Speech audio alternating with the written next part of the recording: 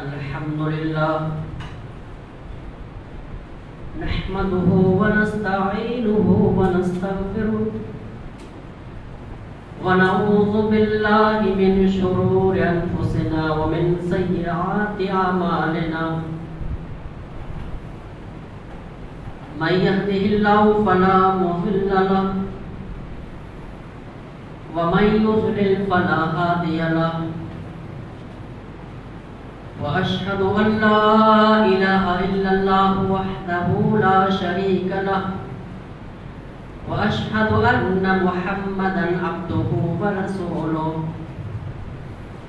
يا أيها الذين آمنوا اتقوا الله حق تقاته ولا تموتن إلا وأنتم مسلمون يا أيها الناس اتقوا ربكم الذي خلقكم من نفس واحدة وخلق منها زوجها وبث منهما رجالا كثيرا ونساء واتقوا الله الذي تساءلون به والأرحام إن الله كان عليكم رقيبا يا أيها الذين آمنوا اتقوا الله وقولوا قولا سديدا يصلح لكم أعمالكم ويغفر لكم ذنوبكم ومن يطع الله ورسوله فقد فاز فوزا عظيما أما بعد فإن خير الحديث كتاب الله وخير الهدي هدي محمد صلى الله عليه وسلم وشر الأمور محدثاتها وكل محدثة بدعة وكل بدعة ضلالة وكل ضلالة في النار. أعوذ بالله من الشيطان الرجيم. بسم الله الرحمن الرحيم. يا أيها الذين آمنوا اتقوا الله ولتنظر نفس ما قدمت لغد واتقوا الله إن الله خبير بما تعملون. رب اشرح لي صدري ويسر لي أمري واحلل عقدة من لساني يفقهوا قولي. رب زدني علما. اللهم رب زدني علما. حمد و ثنا، تعریف و توصیف، کبریائی و بڑائی اس وحدہ لا شریک خالق کائنات مالک ارض و سما کے لائق و زیبا ہے، جو ہم سب کا خالق و مالک ہے، جو احکم الحاکمین ہے، رب العالمین ہے، جو علی کل شیء قدیر ہے، جو ہر چیز پر قادر مطلق ہے. بعدہ درود و سلام نازل ہو تمام نبیوں پر، خصوصاً اس ذات مبارکہ مقدسہ مطہرہ کے اوپر جن کا نام نامی اسم گرامی جناب محمد رسول اللہ صلی اللہ علیہ وسلم ہے. محترم حضرات، بزرگوں، نوجوان ساتھیوں، پیارے بچوں اور پردہ نشین خواتین اسلام، قرآن کریم سورہ حشر کی ایک آیت کریمہ آپ کے سامنے تلاوت کی گئی ہے. اس آیت کریمہ کے اندر اللہ تعالیٰ نے مومنوں سے خطاب کیا ہے، ایمان والوں سے خطاب کیا ہے. یا ایھا الذین آمنوا اتقوا اللہ، اے ایمان والو ڈرو اللہ تعالیٰ سے، اور آنے والے کل کے بارے میں، کل کے لیے یعنی آخرت کے لیے تم نے کیا تیاری کی ہے اس کا تم خود محاسبہ کرو، اس کے بارے میں تم غور و فکر کرو.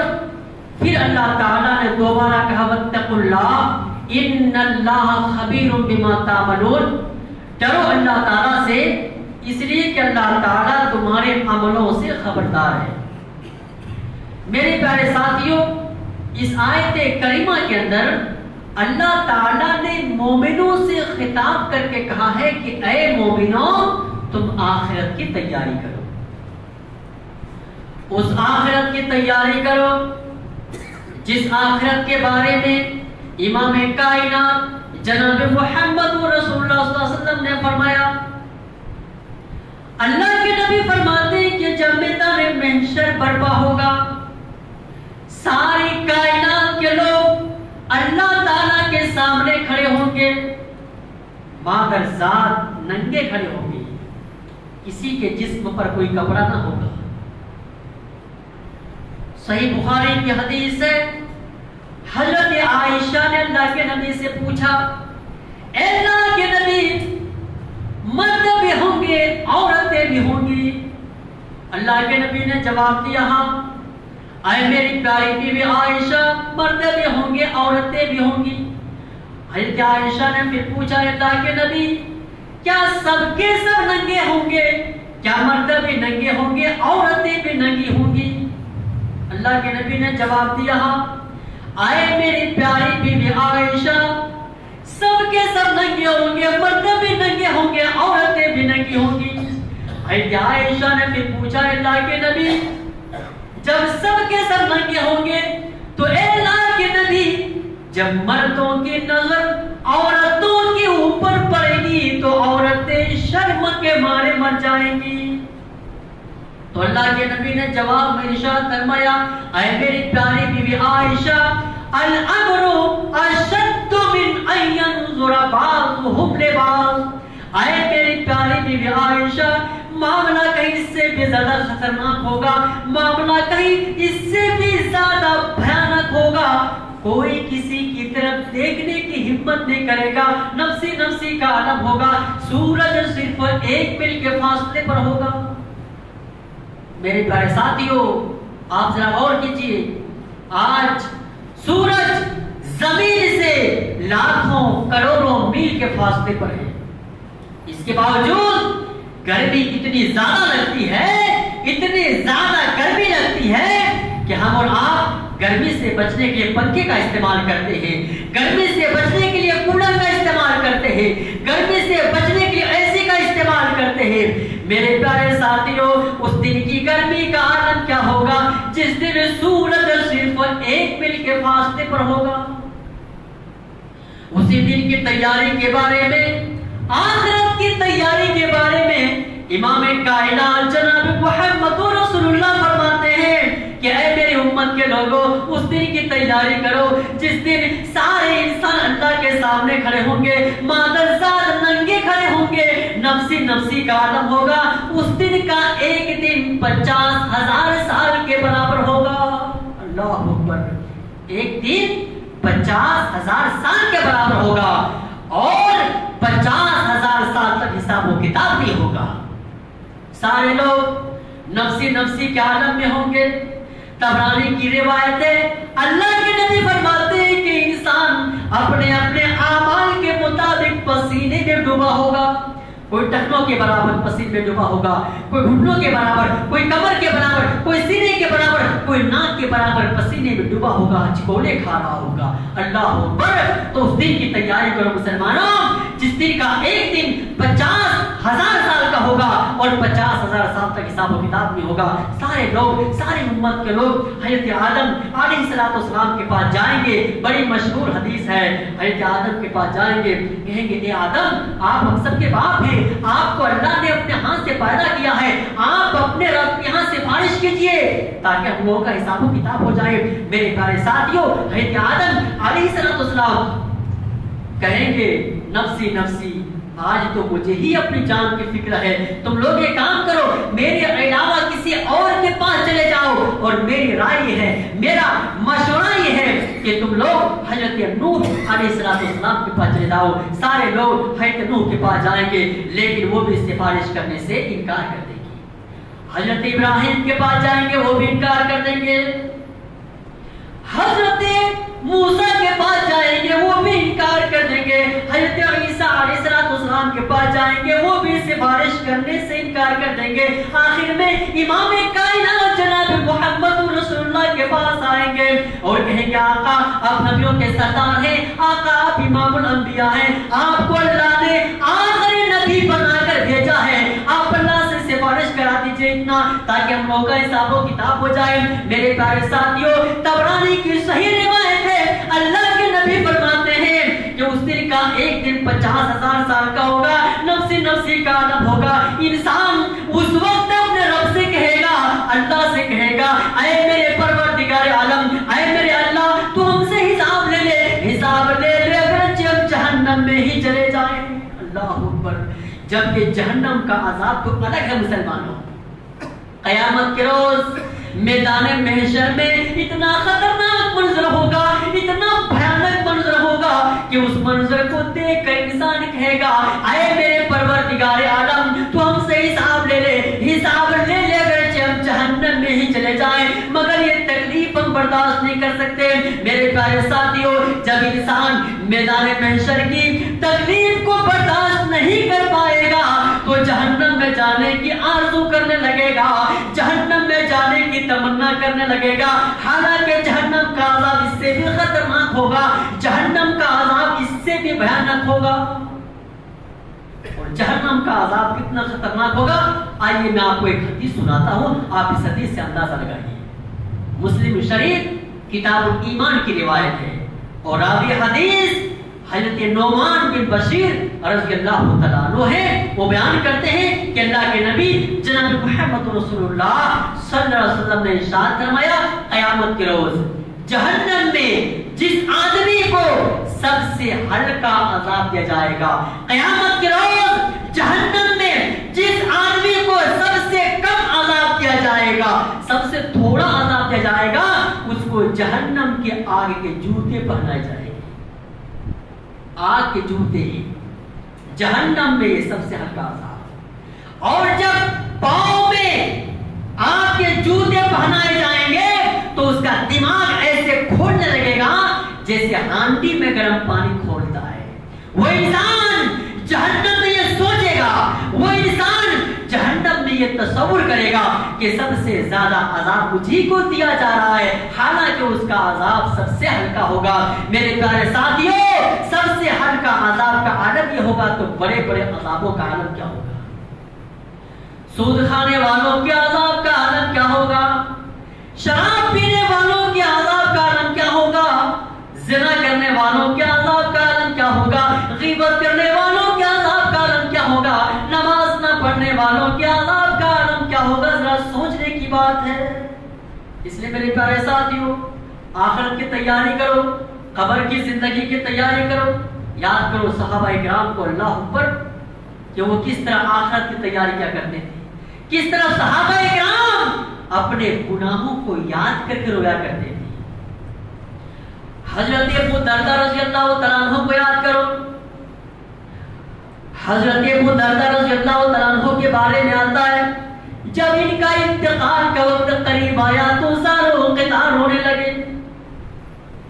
حضرت ابو دردہ رضی اللہ تعالیٰ عنہ انتقال کا وقت جب قریب آیا تو لوگوں سے کہا، اے لوگوں، ہے کوئی جو آخرت کے لیے کچھ نیکیاں کما دے؟ اے لوگوں، ہے کوئی جو آخرت کے لیے زیادہ سے زیادہ نیکیاں کما لے، زیادہ سے زیادہ نیک اعمال کر لے؟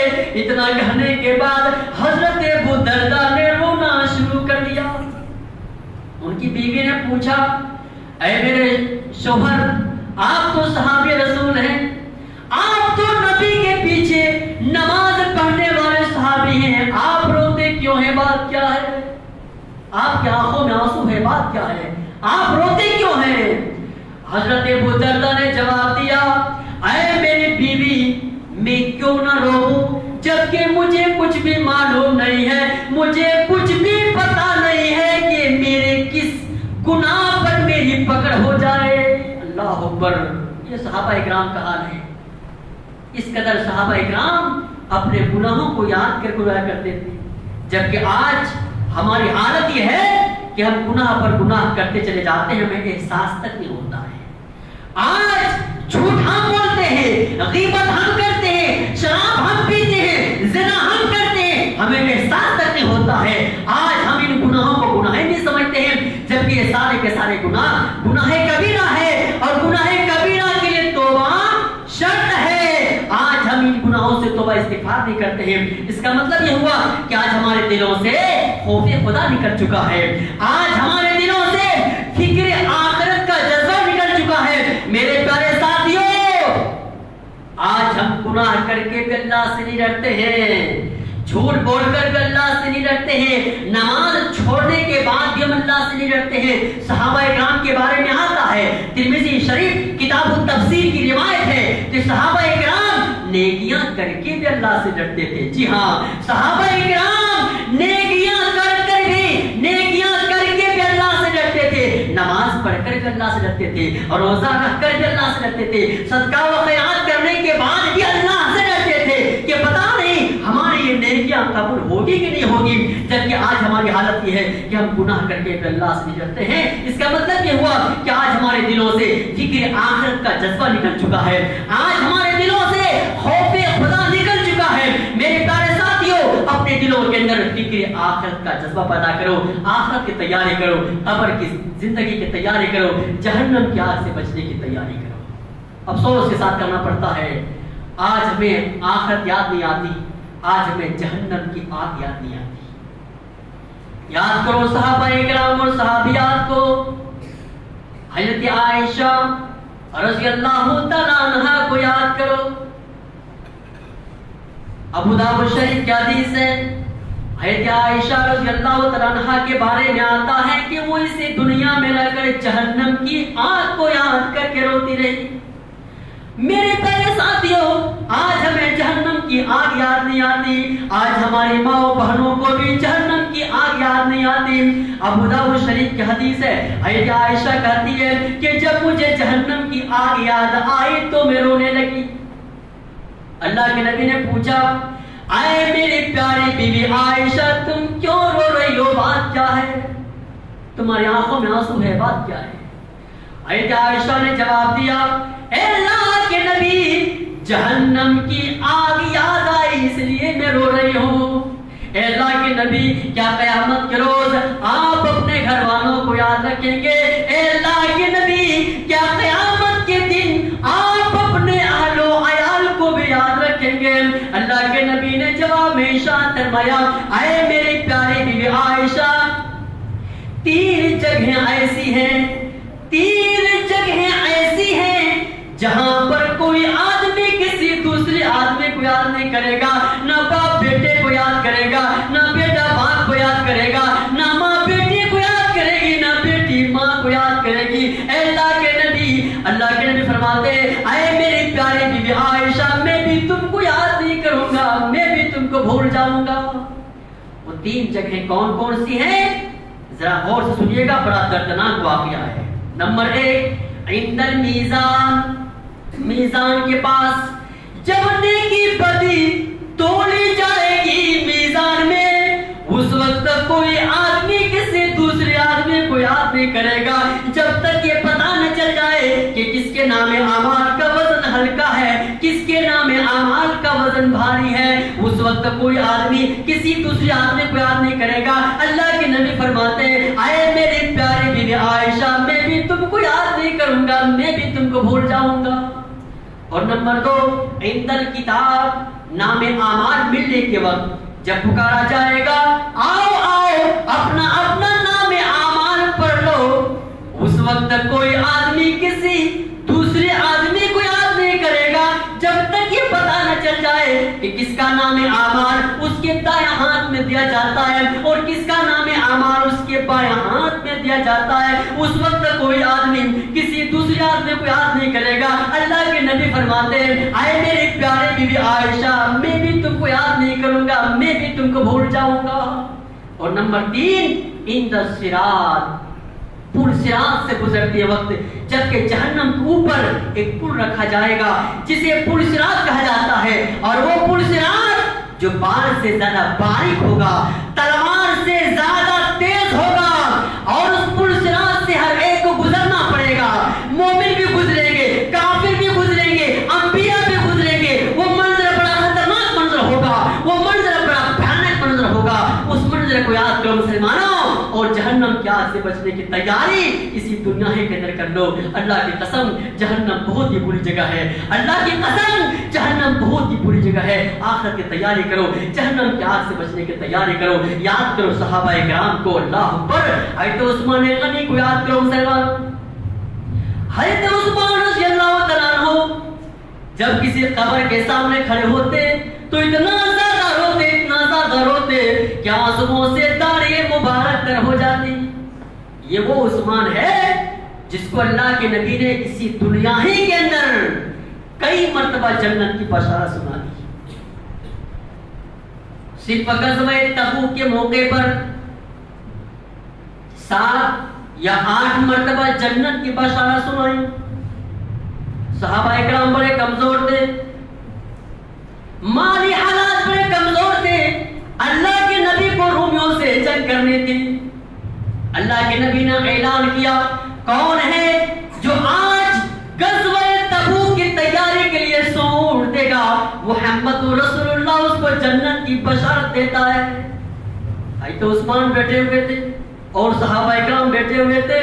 हज़रत उस्मान ने जन्नत की बात सुनी, उठ के खड़े हो गए, कहने लगे, ए अल्लाह के नबी, आपने जन्नत की बात करी है। ए अल्लाह के नबी, आपने जन्नत की बशारत की बात सुनाई है। ए अल्लाह के नबी, जिस इंसान को जन्नत मिल जाए, इससे बड़ी कामयाबी और क्या हो सकती है। ए अल्लाह के नबी, 100 ऊंट मैं देने के लिए तैयार हूं। दूसरी मर्तबा ऐलान होता है, कौन है जो आज गज़वे तबूक की तैयारी के लिए 100 ऊंट देगा, मुहम्मद रसूलुल्लाह उसको जन्नत की बशारत देता है। फिर वही सहाबी हज़रत उस्मान उठ के खड़े हो गए, कहने लगे, अल्लाह के नबी, 100 ऊंट और मैं देने के लिए तैयार हूं। तीसरी मर्तबा ऐलान हुआ, तीसरी मर्तबा वही सहाबी उठे। गर्ज के नबी ने 7 मर्तबा ऐलान किया। 7वां मर्तबा हज़रत उस्मान रज़ियल्लाहु तआला अन्हु एक ही जगह से खड़े होकर 700 ऊंटों को अल्लाह के रास्ते में कुर्बान कर दिया। अल्लाह के नबी ने हज़रत उस्मान के जज्बा ईसान को देखा, फरमाया, तक़त या उस्मान, बस करो ए उस्मान। और आपने उस्मान के बारे में कहा था, अल्लाह के नबी ने हज़रत उस्मान के बारे में कहा था, मा ज़र्रा उस्मान मा अमिला बाद यौम क़त्तू।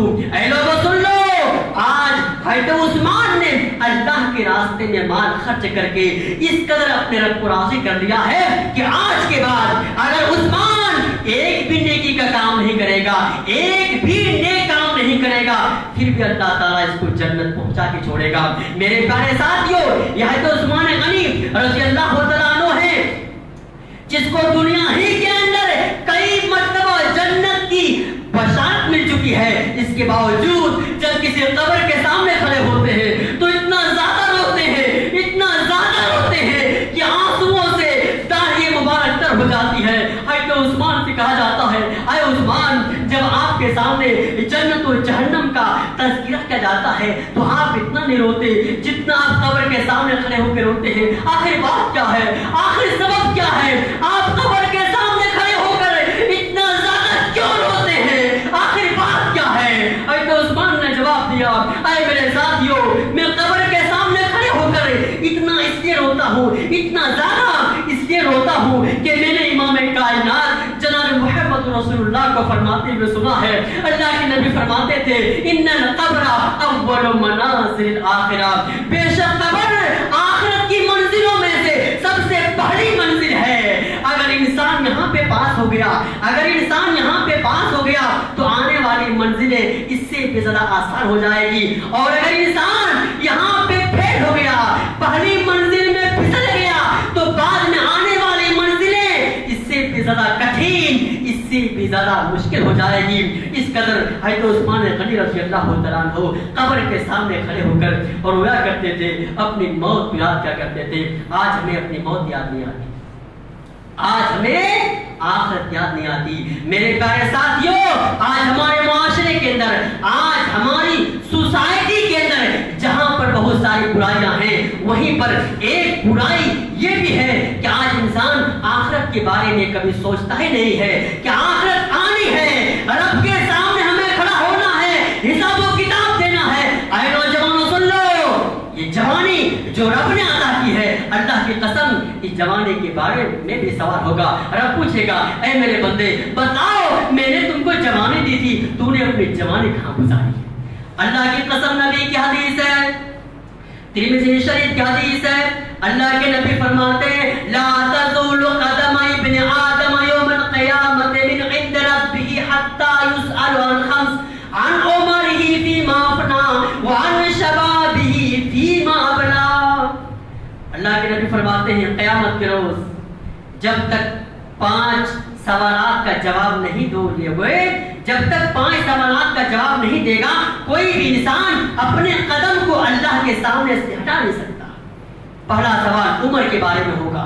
رب پوچھے گا اے میرے بندے بتاؤ میں نے تم کو 60-70 سال کی عمر دی تھی, تو نے اپنی عمر کہاں گزاری؟ میرے پیارے ساتھیوں پوری زندگی کے بارے میں سوال تو ہوگا ہی, لیکن الگ سے جوانی کے بارے میں بھی سوال ہوگا. رب پوچھے گا اے میرے بندے بتاؤ میں نے تم کو جوانی دی تھی, تو نے اپنی جوانی کہاں گزاری؟ بتاؤ نوجوانوں کیا جواب دو گے اپنے رب کو؟ کیا جواب دو گے اپنے معبود کو؟ کیا تم یہی کہو گے کہ اللہ تو نے جوانی دی تو میں نے اپنی جوانی کو فلم دیکھنے میں لگا دیا, موبائلوں میں لگا دیا, گانا سننے میں گزار دیا, گیم کھیلنے میں, میچ دیکھنے میں, انڈیا پاکستان کا میچ دیکھنے میں گزار دیا؟ کیا تمہارا یہ جواب ہوگا؟ اس لیے اے نوجوانوں اپنی جوانی کی قدر کرو, اپنی جوانی کو ضائع نہ کرو موبائلوں میں, اپنی جوانی ہی کے اندر اپنی عبادت کر لو. جوانی کی عبادت رب کو بہت ہی زیادہ پسند ہے. کیا آپ کو بخاری کی وہ حدیث یاد نہیں ہے کہ قیامت کے روز جن 7 آدمیوں کو اللہ تعالیٰ اپنے سائے میں جگہ دے گا اس دن اللہ کے سائے کے علاوہ کوئی دوسرا سائے نہیں ہوگا. ان میں سے ایک وہ نوجوان بھی اللہ کے سائے میں ہوگا جو نوجوان اپنی جوانی کو رب کی عبادت میں لگا دیتا ہے. دلیل بخاری کی حدیث ہے. عن ابی ہریرہ رضی اللہ تعالی عنہ قال سمعت رسول اللہ صلی اللہ علیہ وسلم یقول سبعۃ یظلهم اللہ فی ظلہ یوم لا ظل الا ظلہ الامام العادل وشاب نشا فی عبادت ربہ. حدیث لمبی ہے, ترجمہ سنیے. اللہ کے نبی کی حدیث, بخاری کی حدیث ہے. حضرت ابو ہریرہ کہتے ہیں کہ میں نے سنا اللہ کے نبی کو فرماتے ہوئے 7 قسم کے لوگ ایسے ہیں جن کو قیامت کے روز اللہ تعالیٰ اپنے سائے میں جگہ دے گا, اس دن اللہ کے سائے کے علاوہ کوئی دوسرا سایہ نہیں ہوگا. ہم یہاں پر 7 کا خلاصہ نہیں کر رہے, ان میں سے ایک وہ نوجوان بھی اللہ کے سائے میں ہوگا جو نوجوان اپنی جوانی کو رب کی عبادت میں لگا دیتا ہے. کیسے؟ آؤ میں بتاتا ہوں. فجر پڑھ کے نکلا, ظہر کے انتظار میں لگا ہوا ہے, کب ظہر کی اذان ہوگی, جاؤں گا مسجد میں نماز پڑھنے کے لیے. ظہر کی اذان ہوتی ہے, وہ نوجوان مسجد میں آتا ہے, ظہر پڑھتا ہے, ظہر پڑھ کے نکلتا ہے, اپنے گھر میں جاتا ہے, بار بار اپنی گھڑی کو دیکھتا ہے کب عصر کی اذان ہوگی, جاؤں گا مسجد میں نماز پڑھنے کے لیے. عصر کی اذان ہوتی ہے, وہ نوجوان مسجد میں آتا ہے, عصر کی نماز پڑھتا ہے, جماعت کے ساتھ پڑھتا ہے, عصر پڑھ کے اپنی دکان میں جاتا ہے, بیٹھا ہے اپنی دکان میں, بار بار اپنی گھڑی کو دیکھ رہا ہے کہ کب مغرب کی اذان ہوگی, جاؤں گا مسجد میں نماز پڑھنے کے لیے. مغرب کی اذان ہوتی ہے, وہ نوجوان مسجد میں آتا ہے, مغرب کی نماز پڑھتا ہے, مغرب پڑھ کے گھر جاتا ہے, ابھی اس کو نیند نہیں آ رہی ہے, عشاء کے انتظار میں بیٹھا ہوا ہے کب عشاء کی اذان ہوگی, جاؤں گا مسجد میں نماز پڑھنے کے لیے. عشاء کی اذان ہوتی ہے, وہ نوجوان مسجد میں آتا ہے, عشاء کی نماز پڑھتا ہے, عشاء پڑھ کر گھر جاتا ہے, سونے سے پہلے اپنی بستر میں جانے سے پہلے اپنی جیب سے موبائل کو نکالتا ہے اور اپنے موبائل میں الارم فٹ کرتا ہے. کیوں؟ تاکہ فجر کی نماز چھوٹ نہ جائے. ایسے نوجوانوں کو قیامت کے روز اللہ تعالیٰ اپنے سائے میں رکھے گا. اس دن اللہ کے سائے کے علاوہ کوئی دوسرا سایہ نہیں ہوگا. اس لیے اے نوجوانوں نمازوں کی پابندی کرو, اللہ کے گھر کو آباد کرو. اگر قیامت کے روز میدان محشر میں اللہ کی سائے میں جگہ چاہتے ہو تو اللہ کے گھر کو آباد کرو, نمازوں کی پابندی کرو, اپنی اپنے ہی کے اندر رب کی عبادت کر لو, اپنے دلوں کے اندر فکر آخرت کا جذبہ پیدا کرو. اور جس انسان کے اندر فکر آخرت کا جذبہ ہوگا وہ انسان نیکی کے کاموں میں آگے بڑھے گا, نیکی کے کاموں میں حصہ لے گا. اور نیکی کے کاموں میں سے نیک کاموں میں سے ایک نیک عمل یہ بھی ہے کہ جس جگہ پہ مسجد تعمیر ہو رہی ہو اس مسجد کی تعمیری کام میں بڑھ چڑھ کر حصہ لیا جائے۔ میرے پیارے ساتھیوں، میں شہر کریم نگر حسینی پورہ سے آپ کی خدمت میں آنا ہوا ہے، اور میں آپ کو بتاؤں کہ شہر کریم نگر حسینی پورہ میں ایک نئی مسجد تعمیر ہو رہی ہے۔ مسجد توحید کے نام پر اللہ کا ایک گھر بن رہا ہے، اور جس محلے میں یہ مسجد تعمیر ہو رہی ہے وہ محلہ شرک و بدعات کی گھر ہے۔ وہاں پر اللہ کا ایک گھر مسجد توحید کے نام پر الحمدللہ تعمیر ہو رہی ہے، اور اللہ کے فضل و کرم سے 45 لاکھ روپے سے کچھ زائد بھی کام بھی ہو چکا ہے، اور تقریباً 35 لاکھ روپے کی ضرورت ہے۔ لہٰذا آپ تمام بھائیوں سے بہنوں سے میری گزارش ہے کہ آپ اللہ کے اس گھر کے لیے بھرپور تعاون کرتے جائیں۔ اللہ کے نبی کی حدیث ہے، صحیح بخاری کی حدیث ہے، اللہ کے نبی فرماتے ہیں من بنا للہ مسجدا بنا اللہ لہ بیتا فی الجنہ۔ اللہ کے نبی فرماتے ہیں جو شخص اس دنیا کے اندر اللہ کا گھر بنائے گا، اللہ کے گھر میں بڑھ چڑھ کر حصہ لے گا، چاہے وہ مرد ہو یا عورت، جو بھی اللہ کا گھر بنائے گا، چاہے مرد بنائے یا عورت بنائے، چاہے مرد حصہ لے یا عورت حصہ لے، اللہ کے نبی فرماتے ہیں بنا اللہ لہ بیتا فی الجنہ، تو اللہ تعالیٰ اس آدمی کے لیے دنیا میں نہیں بلکہ جنت میں گھر بنائے گا۔ میرے پیارے ساتھیوں، ہم اور آپ اس دنیا کے اندر اللہ کے لیے مٹی کا گھر بنائیں، مٹی کی مسجد تعمیر کریں، تو اللہ تعالیٰ ہمارے اور آپ کے لیے دنیا میں نہیں بلکہ جنت میں مٹی کا گھر نہیں بلکہ سونے اور چاندی کا گھر بنائے گا۔ اور اللہ کا گھر وہی بناتے ہیں جو اللہ پر ایمان رکھتا ہو، جو یوم آخرت پر ایمان رکھتا ہو، جس کے دلوں کے اندر خوف خدا ہو، جس کے دلوں کے اندر فکر آخرت کا جذبہ ہو۔ تو میرے پیارے ساتھیوں، آئیے ہم سب اللہ سے دعا کریں کہ اللہ تعالیٰ ہم جنی مسلمان بھائیوں کو آخرت کی تیاری کرنے کی توفیق عطا فرما۔ اے اللہ، ہم جنی مسلمان بھائیوں کو اسی دنیا میں رہ کر جہنم کی آگ سے بچنے کی تیاری کرنے کی توفیق عطا فرما۔ اے اللہ، ہم سب کو کتاب و سنت کی باتیں سننے کے ساتھ ساتھ اس پر عمل کرنے کی توفیق عطا فرما۔ اے اللہ، ہم سب تیرے گناہگار بندے ہیں، اے اللہ ہم سب تیرے خطاکار بندے ہیں، اے اللہ تو غفور رحیم ہے، اے اللہ تو ہم سب کے گناہوں کو معاف فرما دے۔ اے اللہ، ہم میں سے جو پریشان حال ہے تو ان کی پریشانیوں کو دور فرما دے۔ اے اللہ، ہم میں سے جو بیمار ہے تو ان کو شفاء کاملہ و عاجلہ عطا فرما۔ اے اللہ، ہم میں سے جو تیری رحمت کو جا چکی ہے تو ان کی قبر کو نور سے بھر دے، تو ان کی قبر کو تحت نگاہ کو شادہ فرما دے، اور ہم سب کو جب تک اس دنیا کے اندر زندہ رکھنا، ایمان اسلام کے حالت میں زندہ رکھنا، اور جب خاتمہ ہو تو ایمان کی حالت میں خاتمہ فرما۔ آمین۔ بارک اللہ لنا ولکم فی القرآن المجید ونفعنا وإياکم بالآیات والذکر الحکیم، انہ تعالی جواد کریم مغفور۔ الحمد للہ نحمده ونستعینه ونستغفره ونعوذ باللہ من شرور انفسنا ومن سیئات اعمالنا، من يهده الله فلا مضل له ومن يضلل فلا هادي له، واشهد ان لا اله الا الله وحده لا شريك له، واشهد ان محمدا عبده ورسوله، اما بعد، اعوذ بالله من الشیطان الرجیم، بسم اللہ الرحمن الرحیم، ان اللہ وملائکته يصلون علی النبی یا ایها الذین آمنوا صلوا علیہ وسلموا تسلیما، اللهم صل علی محمد وعلى آل محمد كما صليت على ابراہیم وعلى آل ابراہیم انك حمید مجید، اللهم بارک علی محمد وعلى آل محمد كما باركت على ابراہیم وعلى آل ابراہیم انك حمید مجید، اللهم انصر من نصر دین محمد صلی اللہ علیہ وسلم وخذل معنا عوض من دین عن سبیل اللہ ولا تجعلنا منهم، آمین۔ عباد اللہ رحمكم اللہ، ان اللہ یامرکم بالعدل والاحسان وایتاء ذی القربى وینہی عن الفحشاء والمنکر والبغی یعظکم لعلکم تذکرون، اذکروا اللہ یذکرکم ودعوہ یستجب لکم ولذکر اللہ تعالی اعلی واکبر۔